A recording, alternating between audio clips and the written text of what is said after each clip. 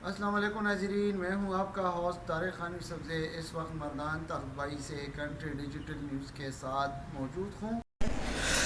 ضلع مردان تحصیل تختبائی کے علاقے شیرگڑھ ہاتھیان ہاؤس میں بے نظیر انکم سپورٹ پروگرام کے رجسٹریشن آفس کے افتتاحی تقریب کے حوالے سے ایک تقریب کا اہتمام کیا گیا۔ تقریب میں پاکستان پیپل پارٹی سے تعلق رکھنے والے وفاقی وزیر مملکت برائے تخفیف غربت اور سماجی تحفظ فیصل کریم کنڈی نے بطور مہمان خصوصی شرکت کی۔ اس کے علاوہ پاکستان پیپل پارٹی خیبر پختونخوا کے صدر اور وفاقی وزیر مملکت سید محمد علی شعبہ چا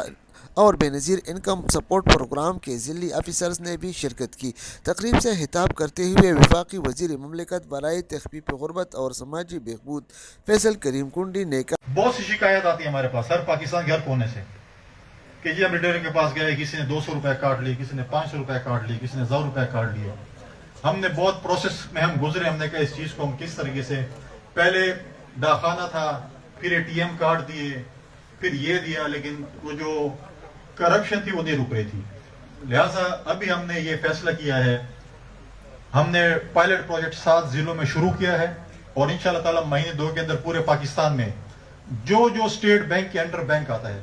آپ کے نزدیک ترین اگر حبیب بینک ہے، یونائٹڈ بینک ہے، خیبر بینک ہے، جو بینک بھی ہے،